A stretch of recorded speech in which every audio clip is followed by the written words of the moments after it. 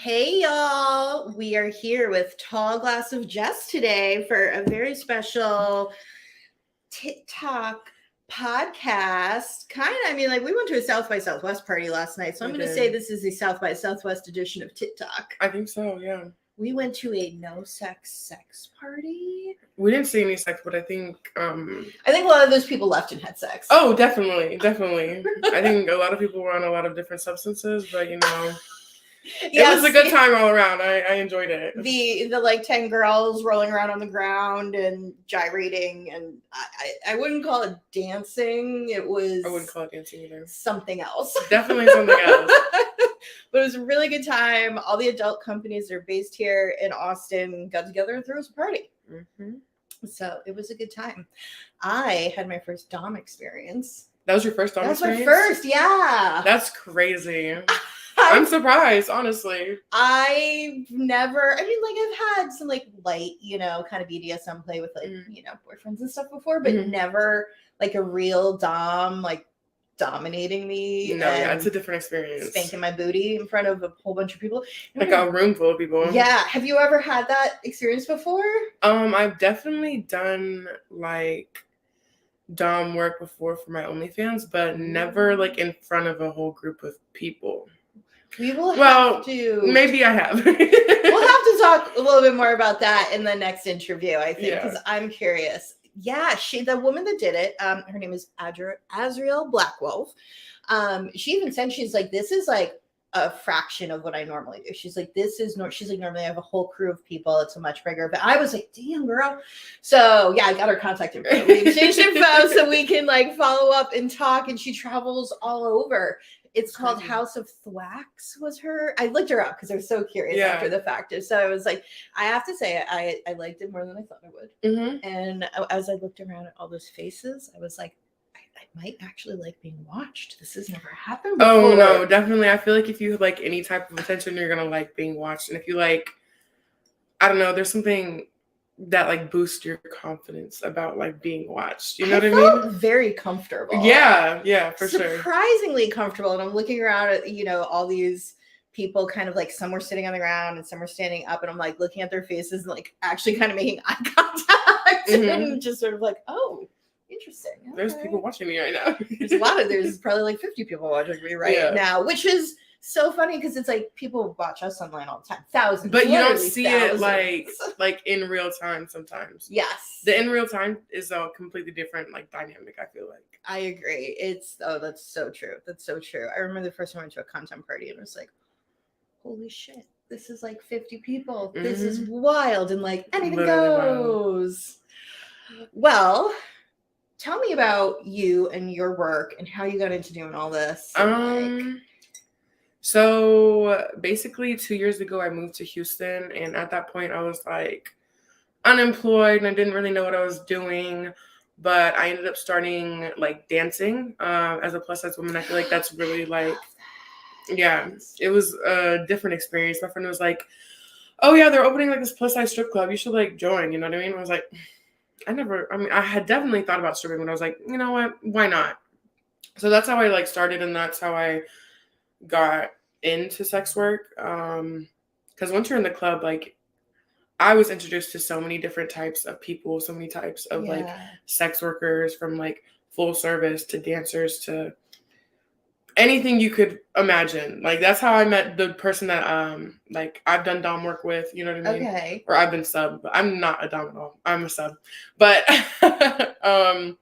so yeah, that's where I started growing my platform. And then from that point, after a year, I transitioned out of dancing because the club is great and all, and it's a great place to build, but at the same time, it does a lot to your mental health. You're working terrible hours. Yeah, you are. You're being SA'd multiple times because men don't know boundaries and stuff like that. Yeah. Not all club owners want the best for you either. So it's just a really weird dynamic. So I transitioned out of dancing to just doing OnlyFans. And then that's what I've been working with ever since. So you were the third BBW dancer that I've met, and I'm always so fascinated by it, and I love it. And it I feel it's definitely in southern states, it's absolutely a thing. Like you can find like a BBW club, and like one woman I interviewed, she was like, well, I was the one BBW at the strip club, and I just am so fascinated by it, and I just think I think it's great. I think it's wonderful, honestly. Yeah, it was a good time while it was a good time. But with the recession and everything, I feel like there's not as many people going to the clubs in general. Right. So that's pretty much why I had like stopped or slowed down dancing. I mean, no, I totally get it. And, with, all the fan sites and everything now, it made it easy to be like, oh, I can do this. And exactly. You get better hours out of it. You do everything on all your own terms. My weekends are free and I'm not working Thursday through Monday every weekend. Now, do you find yourself working a lot at night still? Or? Yes, I'm completely still a night owl. Oh my God, I can't do it. Yeah. I'm like the old lady that's in bed at like, no more video calls past 11 o'clock, guys. Sorry. Seriously. No, I get it. I'm like, I gotta go to bed. I'm like, my dog is gonna wake me up at like 7:30, 8 o'clock in the morning, no matter what. Like, he doesn't understand that like mommy was up until like 2 a.m. work. Like, so it's like, no, I can't do this because with no sleep, I am miserable. So I completely understand. I just decided to sleep during the day, so you must not have a dog waking you up. No, I do. She's just chill. She's chill as fuck. Like, oh, my dog is not chill. That's why he's not here right now. He's at doggy daycare because otherwise he'd be like, "Who's this? Who's this?" and like barking at whatever sound he hears inside. I'm like, that's not really good for making content. Yeah. So yeah, but I do love doggy daycare. What kind of dog do you have? Oh, he's a collie boxer mix. Oh goodness. He's a lot of energy. Yes. I bet. Yeah. I have a Chihuahua, so Oh, see that they can just go anywhere. But I'm about to get a puppy, so it's gonna be all over again. Yeah. I'm getting a wiener dog. Oh, puppy. I know. She was just born the other day, so. Oh my gosh. I'm now a single mother of 2. I love single dog mom of 2. I love the sweet dog mom life. See, I would rather have a dog than have kids, to be completely honest. Oh, do you? Well, I mean, the power of the MILF is real, I will say. That is very true, but I feel like you don't have to have kids to be a MILF. I can be a dog MILF every day. Oh my God. I feel like MILF is a vibe. Yeah, MILF is definitely a vibe. It's not like a mom, but you don't always have to be a mom. Like, you heard it here first. That's what I'm trying to say. I feel like MILF is a vibe. Just like, I don't know if to describe it. It's like MILF is a vibe, like Trick is a vibe. You know what I mean? Like a man can, I don't know. You can give off Trick vibes without actually being a Trick. It's so funny. I joke that I'm like, I identify as a MILF and my pronouns are mommy instead of mommy. And like, that's, I love that. It's as soon as you start doing OnlyFans, people were like, you're a MILF, you're a BBW. And I was like, okay. It's like your category. Yeah. They're like, they just were like, this is what you are. And I was like, well, I know better than to ever disagree with the fans. The fans have spoken. The fans have spoken. So yes, I will embrace my MILFness and run with it. And I totally think it's like a vibe. And when I go to these like shoots now and I meet these other women, like young women, like people that they've literally turned like 18 and have an OnlyFans kind of crazy. thing. I know, right? I'm like, well, you know what? If I had the opportunity when I was 18, I probably would have explored it. I can't lie. I don't know. I feel like you should try a couple things before you decide to just jump into sex work. Oh, I agree. Oh no, I like went to school and like did the whole thing. Me too. I went to college for a couple years. Like, oh, what'd you study? Education. I've met so many people that were like, yeah, I like was a teacher for like a year or two, and it was like, and then they don't pay. Like I make way more than what I would have if I actually would have stuck with my degree. But I think there's so many skills that you get doing that type of, like educator type work that really translate well to what you're doing now, because you have to like have sort of like boundaries, and you have to be able to be like firm but kind with your fans. Yeah, it's just like I worked in corporate America for a little bit, and I really learned how to run a business. So I was a project manager for a tech company, actually. Oh, so now I just run my life like a business instead of running somebody else's business. So it is a business. My life is a business, yes. Yes. So I filed my LLC. Yeah. Yeah, girl. I have to do that. I haven't done that yet. My accountant. You need to. Okay, so this is like the business side of things you guys don't really see, but like we really are businesses. My entire life is a business, so I got an LLC for my life, basically. Yeah. I mean, one of my best friends from college is actually my accountant. And so he was like, he's like, once you start making a certain amount of money doing this, you have to form an LLC and pay quarterly taxes. And I was just like, and like, but that was always the goal. I'm like, I want to make more money doing this than I did in corporate America. Yeah. After, a very long like marketing career doing that. But I was just like, this is just such a better flexible lifestyle. And it is. You can do what you want, travel when you want. Do you travel a lot? I try to, yeah. Do you do like the normal like cities where people work a lot, like LA and Vegas and Miami? I haven't been to any of those recently. I went to, it's like if I get booked to go somewhere, like I did this plus size pool party in November in San Diego with what is it, Pure Plus Entertainment? Oh, I saw that on your social media. Yeah. I was like, oh, I love that stuff. I was gonna say, was it Thick Swim? Because I've been keeping an eye on that. Oh, Swim Thick? Yeah. Don't even get me started on Swim Thick. I don't really like them. I did a twerk contest. I went to one event in Houston. I did the twerk contest. They didn't want to let me dance because I'm pretty sure Swim Thick started out as a slim thick thing. Okay. You know what I mean? Like for thick girls, and it turned into a BBW event, and I don't think they ever intended that. So they picked out these skinniest girls from the crowd to go and do the twerk contest. And me being the dancer, everybody's like, let Jess dance, Jess dance, the entire crowd. And they finally let me dance. They're like, okay, and I win. And then I didn't get anything. I saw a video of you dancing on, you just like bent over and twerked on your Instagram. And I was like, oh, damn girl, I'm doing a split. And I was like, that's skill. It is. And it's crazy because I was never a dancer like growing up or anything. I rode horses. Like I wasn't that type of person.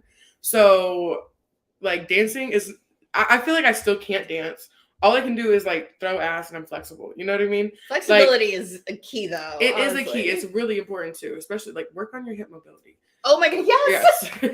Work on your hip mobility. I do yoga live all the time and I'm like, all right, it's the hip mobility. If you don't like use it, you're gonna lose it. Exactly. And like my grandma had bad hips. It can't be like that. No, it's just not me. I'm not trying to be on a walker. I love it. But that's just so interesting that I agree with you. I think there are some, things that people are doing out there, events, organizations where they want to embrace bigger women, but there's still very much a difference of like, and it's like the pool was not like the only way to get in and out of the pool was a ladder. I was like, that's not plus size friendly. Yeah. That's not a plus size friendly space. That's a liability. That's a lawsuit. The accessibility. There's no accessibility for people who are actually plus size. Like, and when you're doing an event, you need to cater to those people. Like Lacey, the person that runs Pure Plus, 10 out of 10. She did that right. You know what I mean? Okay. She thinks about accessibility. It was at the Hard Rock Hotel. They had valet. You know what I mean? People could get in and out easily. But in that situation, I just don't think that they think things through. Like, well, that's honestly kind of the difference of like a woman running one of these events and a man. Oh no, it's a woman that runs Swim Thick too. Oh, it is? Yeah. Oh, I thought it was a bunch of men. No. Interesting. But she's slim. Got it. Yeah. I know it's tough. It's like you want to, I remember being like, well, what's the difference between being thick and being like a BBW and being like what I would consider normal? And I'm like, y'all just look like you had BBLs. I know some of them are real. I'm like, honestly, I have ass envy, trust me, because I got all this and like I got nothing back here. As you saw last night, like, because it was out and exposed. No, it's okay. I have everything back there and nothing up here. So I completely get it. Right? We're like opposites. Yes, exactly. If we were together, like if we like, cut yours off, the 10 out of 10, the perfect woman. You know what I mean? If I could, I would. I say this to everybody. There's plenty to spare, but I also, it's just like, it's just kind of funny. I agree with you. It's sort of like if you're gonna love thicker girls, just like embrace all of us, and like you don't have to exactly, or just be clear about what it is and what it isn't, and then we won't waste your time. Exactly. No, I agree. I know. I feel kind of lucky that I'm like I feel like I've been able to kind of like while the BBW world has embraced me, I definitely feel like I've been fortunate to like float a little bit back and forth because people are just like titties, and I'm like, yeah, great, like. They're available. Some people have just the one-track mind and they don't really care or see past, you know what I mean? Titties. Yes, those are my fans. Thank you so much. Thank you. I appreciate every single one of you. See, as I may not have the titties, but I'm definitely down to buy some. So if you want to buy me some titties, sponsor them. If you would like to sponsor my titties, hit me up, Oh my goodness. Well, it looks like you've got some tattoos there. Maybe you'll just... If somebody buys your titties, will you put a little initial or a little name? For sure, yeah. I'll be put like a little name on them. Somebody sponsored by, exactly. Like sponsored. tattoo your name on my chest. Maybe like you just sponsor one, you sell them individually. Oh yeah. And like, you know. Mm-hmm. Okay. That's a great idea, actually. This is a great marketing space right here. I mean, why not? If you're paying for them, you might as well get a little recognition from it. And like nothing like crazy, but like just a little symbol, a little something, so that person knows, and you get like, you know, you get access to Jess's OnlyFans for life or something. Yeah, exactly. I feel like that's a great deal. On the same note, I will say, if anybody wants to pay for a BBL, there's plenty of space back here. You can brand me in some way. Like, it is available. I just need something like $20,000. Yeah. There's plenty of pudge right here to make it happen, I think. Definitely. Oh my I'm God. definitely not against people upgrading their bodies at all. Right? Like, I never thought that I would. And I recently just got lip filler for the first time, or like the second time. Oh, they look very natural. Thank you. That's the point. You want to invest in the right doctors. I haven't done any of it yet, but since doing this now, I see like, oh, it can look really natural. It can do that, and I'm like, you know what? I'm probably gonna do this one day. It's just so expensive. That's why you work with a med spa. Partner up with them. I had a friend here who was like she does med spa spells, and she was trying to be like, well, why don't you do some social media for them? Because I actually do some like coaching and some consulting, guys, outside of everything else that I do.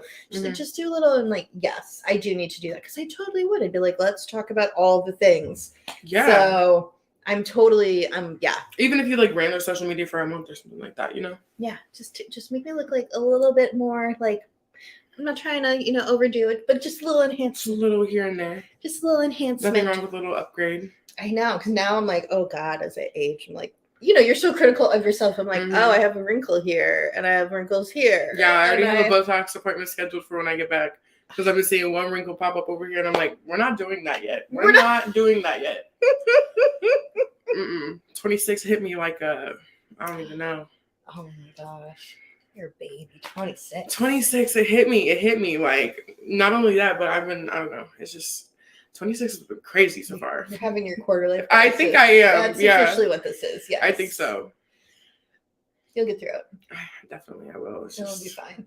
I have faith in you. Thank you. Look at what you're doing. You're building your business and you're out there. I mean, if you don't know Jess, she has like 500,000 TikTok followers, actually. She is one of the most successful, not just like BBWs, but people I know on TikTok, to be honest, which is how I found you. I was like, oh yeah, a friend sent me one of your videos. It was like, you need to talk to her.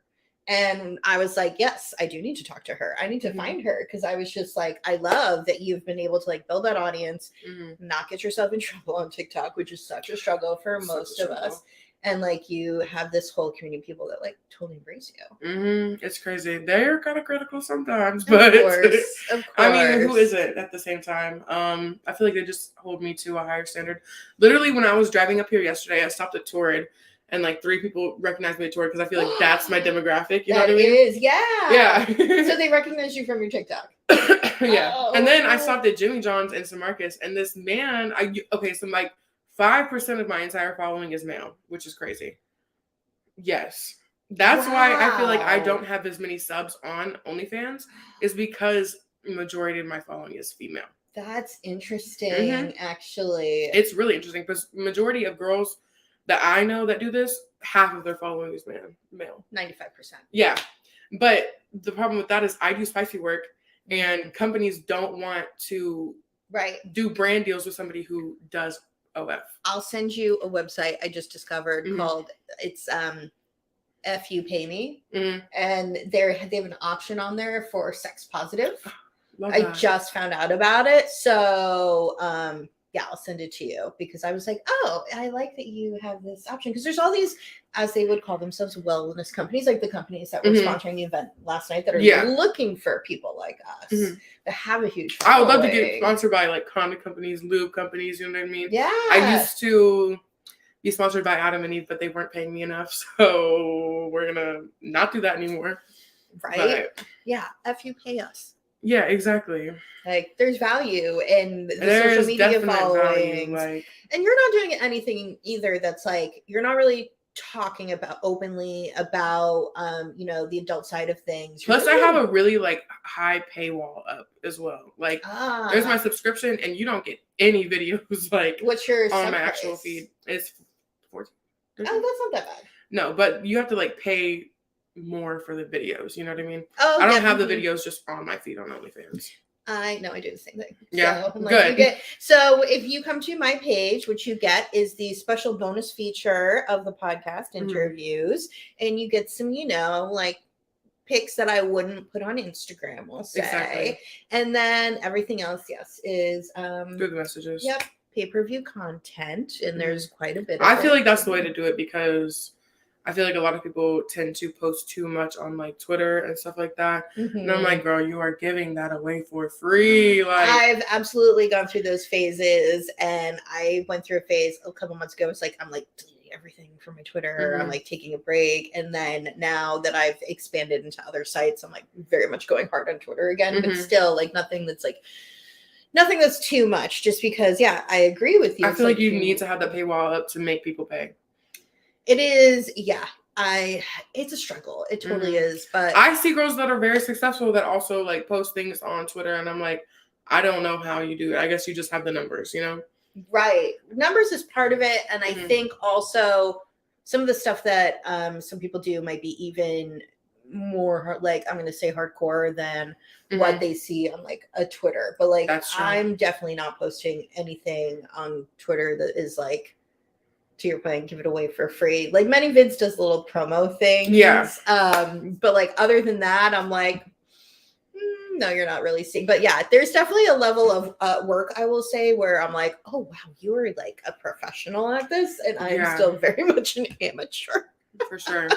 Some people are very, very professional and go very, very hard. Yeah, I've seen things that I cannot unsee. Yes. And I'm like, and I'm not dogging anybody's hustle. No. Like, get your money, but I can't. I'm sorry.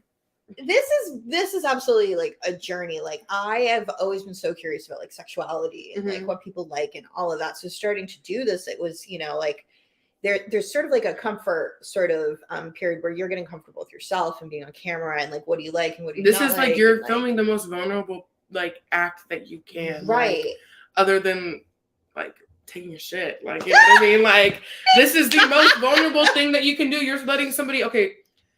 The way that I structure my stuff is I feel like it's an extension of like my TikToks. If you want to see the full story, if you want to see who I'm fucking, like go check out the OnlyFans, Yeah. Because I don't film with people who I'm not in relations with. Like, pretty much. No, it makes sense. Because it's like the storyline, you know what I mean? Oh, I'm gonna go see. I'll give them a code name, you know what I mean? Like the plug, or you know. Everyone needs a fake name. Exactly. So I'll be like, oh yeah, I just filmed with this person. They'll be like, oh, I'm gonna go see, you know what I mean? Then they go and like subscribe and buy the video. That's how I. I think that's good. I mean, everybody does it a different way. For me, I'm like, sometimes I like stories. Sometimes I'm like, no, let's just do this because I like the gonzo stuff because it's just easier. I'm like, we don't need a plot. We know what they want to see. Oh, for sure. The only plot that they're getting is on TikTok. Like, that's the only time when they get the tea and the plot. Over there, it's just, wham, bam, it's quick, easy.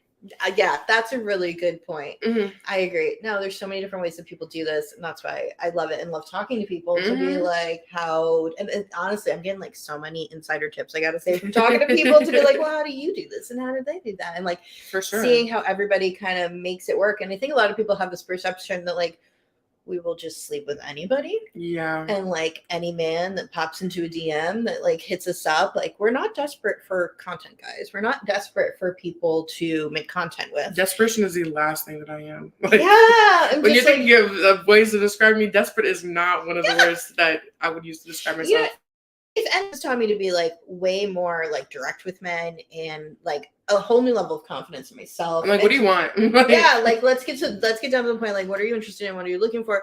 But because this is what I do, and if you're not cool with what I do, then you can go on. Like, right, exactly. And it's just so funny the responses people get. They're like, oh, and I was never that direct with men before. But when you're like, have all these people coming to you, you're like, yes, no, yes, no, yes. You like have to just be comfortable saying no a lot.